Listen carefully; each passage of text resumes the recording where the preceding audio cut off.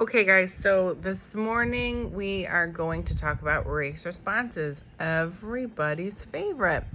And parents, just so that you know, I want to talk a little bit about what a race response is. The kids are going to be like, oh God, here she goes again. But it's true, and they need to be writing this way. So a race response is just a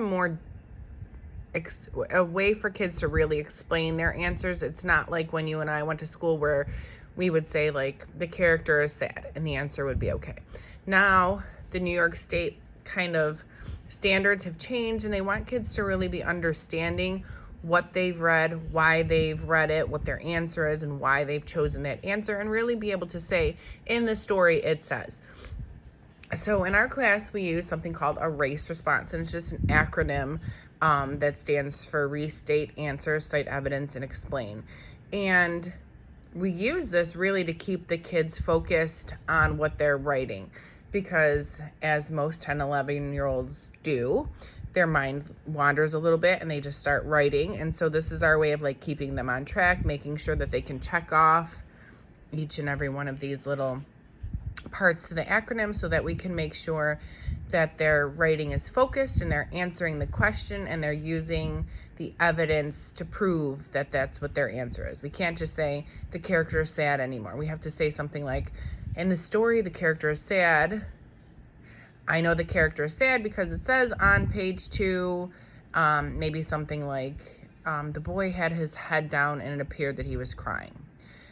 So we have to be able to cite that evidence to prove our answer, and then the explanation might be usually when somebody's head is down and it looks like they're crying, it could show that a person is sad. So it's not like when we were kids where we could just go, oh, John is sad.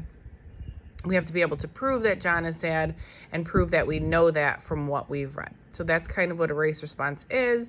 I think I already posted a picture of this page for you guys to keep.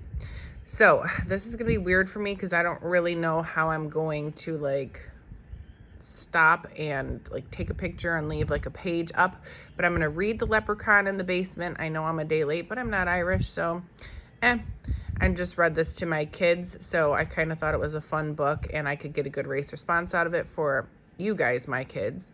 But I'm not a YouTuber and I don't really know how to do this. So maybe like pause at places, or I could take pictures and then post them to the dojo. I'm not real sure, but we're going to give it a go. So this picture is on dojo, and I think I might like also try to take other pictures and just put it with the video where I stop so that they could cite some evidence. Okay. Alrighty.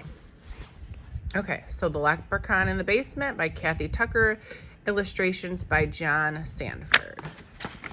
Normally, when I read a book, I would stop a million times and ask a million questions, but since nobody's going to be able to answer me, I think I'm going to just kind of read through so that the kids get a gist of the story. And I really don't know how to do this whole thing, but so here we go. Me trying to video myself like a YouTuber while reading a book. O'Leary was a leprechaun. A long time ago, he had come from Ireland, stowed in a trunk. Now he lived in the basement of a house in Chicago. He had quite a life. Sometimes he read the newspapers in the recycling bin. Most of the time he just sat by his pot of gold coins, polishing them. He loved his gold. Still, once in a while, he felt a little bored. He thought that when he lived in Ireland, he used to do something else, but he couldn't remember what. Perhaps I'm just getting old, he would say to himself. For although leprechauns never die, they do get older. I apologize if my reading's not great. It's hard to like read through a phone and look at a book. Okay. Michael McKeever was the boy who lived in that house, though he didn't know O'Leary was there. It was St. Patrick's Day. That meant it was almost spring, almost time for baseball season to begin. Michael pulled his last year's baseball shoes from under the bed. He tried them on. His toes jammed against the ends. The soles had begun to peel away. Michael's heart sunk. He couldn't play ball in these shoes, but how could he ask his mom and dad for new ones?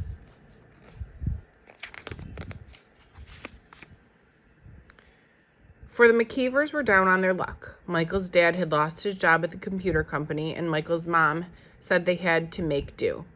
Every day, Mr. McKeever searched for another job. At night, he came home looking sad and plunked himself in front of the TV. He never said, "Hey, Mike, let's go out and throw a few," the way he used to.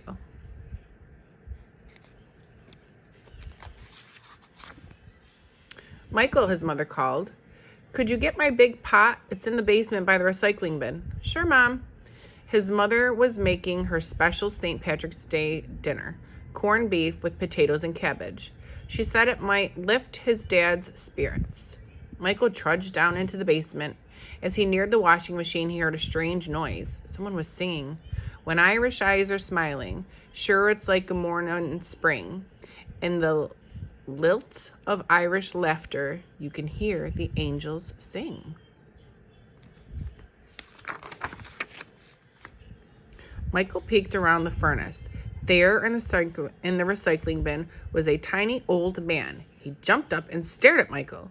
Michael blinked. The little man looked exactly like the pictures of the wee folk he'd seen in a book about Ireland.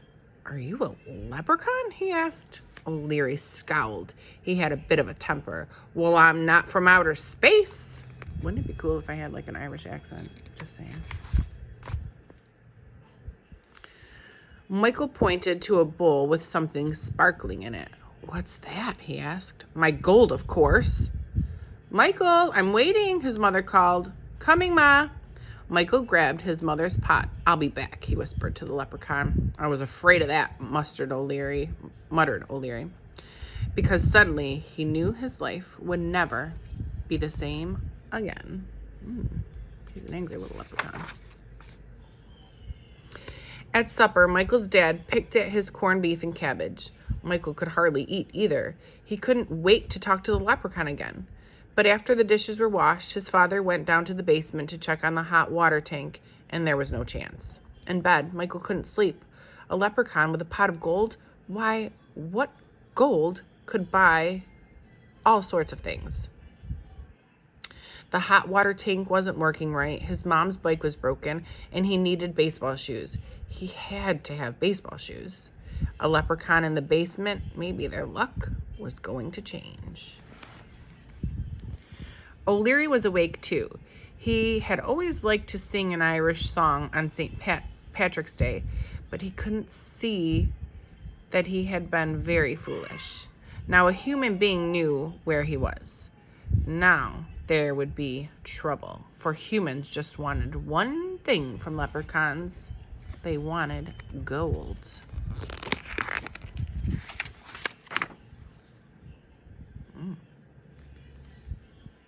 The next day, Michael raced home from school.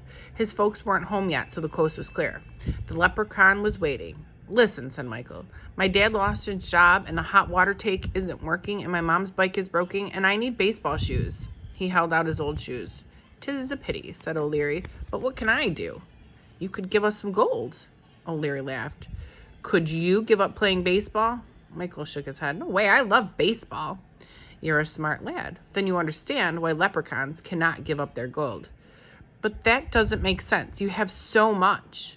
"Some things don't make sense," said O'Leary, "and still, they are true." "Leprechauns are supposed to be lucky," Michael protested. "Ooh."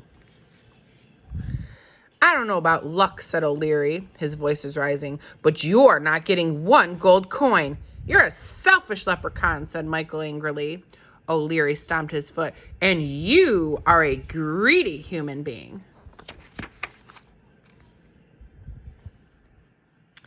Michael stalked upstairs. His father was coming in the door. "Dad, why are we so unlucky?" he blurted out. He wasn't supposed to worry his father, but he couldn't help it. He almost felt like crying. His father stared at him. "I guess you must think you are unlucky with such a gloomy dad." He put his arm around his son. "Listen, when I woke up today, I had the strongest feeling our luck is going to change. It doesn't make sense, but it's true. I know we McKeevers are going to be okay. Now let's go out and throw a few." Like magic, Michael's spirits lifted.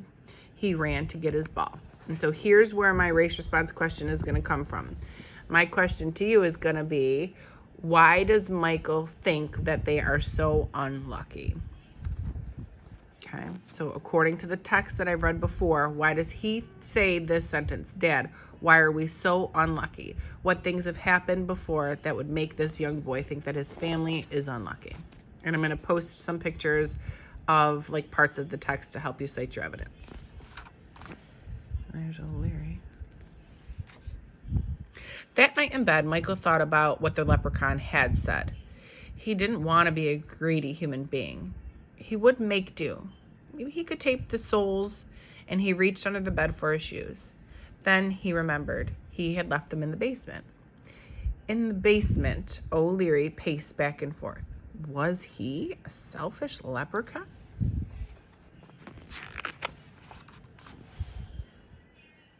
He stared at the baseball shoes. The stitching was poorly done. The soles were made of the cheapest leather. He looked for the shoemaker's name, but there was only a tag too worn to read.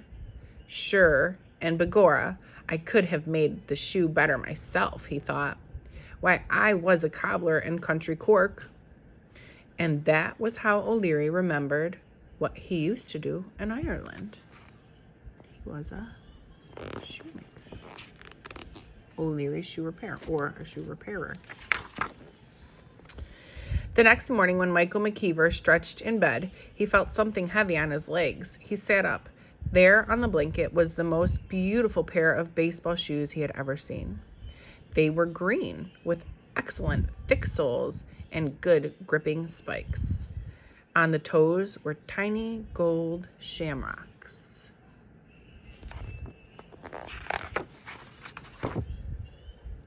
And, of course, they were very lucky. Okay. Hold on, buddy. Upstairs. So, sorry, the fan. So here's your question. In the story, the leprechaun in the basement, Michael asks his dad why they are so unlucky. Why does Michael think they are so unlucky? Use two pieces of evidence from the text. And like I said, I'm going to try to figure out how to like post or freeze maybe on a couple of pages in the text. Okay, guys, sorry about the reading mishaps. I guess I'll get used to being a YouTuber at some point during quarantine. Have a good day. Miss you guys. Talk to you soon.